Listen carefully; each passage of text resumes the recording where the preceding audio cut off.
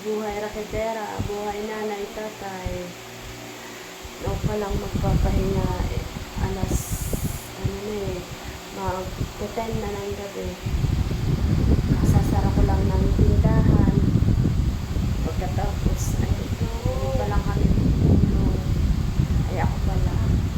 Kasi yung mga anak ko tulog na, ako yung naiiwan. Sila tulog na, ako patulog pa lang. Kasi bago ako matulog, ang dami kong ginagawa eh. Buhay ng isang nanay, tatay, tindera, rakidera.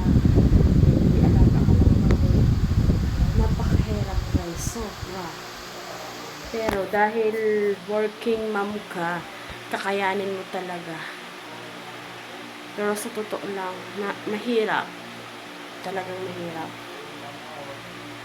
Mas mahirap pa talaga. Ang kailangan mo is tibay, tas lakas ng loob para malampasan mo lahat ng mga pagsubok sa buhay. Masakit yung mga katawan, andyan yung masakit yung katawan, minsan nangangalay yung kamay ko, pero pag nakikita ko yung mga anak ko, para bang nagkakaroon ako ng experience at lakas ng loob na lumaban sa buhay. Tulog na sila. Nakikita ko na lang, tulog na sila. Yung isa kong anak andoon sa isang kwarto. Paggising mo sa umaga, ang dami mo na agad gagawin. Maghahanda ka ng pagkain nila, tapos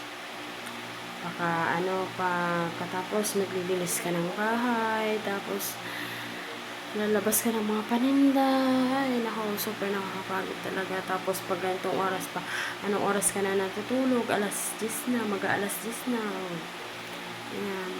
Tapos gigising ako is alas 4:30, minsan alas 5. Tulad bukas, walang pasok kasi holiday. Makatulog-tulog ako ng minsan nagigising ako 5:30 na. Pero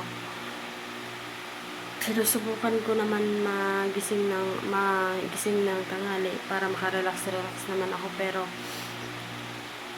maya habang tulog pa ako may nasigaw na bibili daw.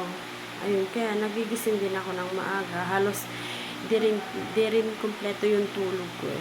Sa tanghali naman di man din ako makatulog kasi nalako din ako ng merienda, tapos yung tao pa sa tindahan.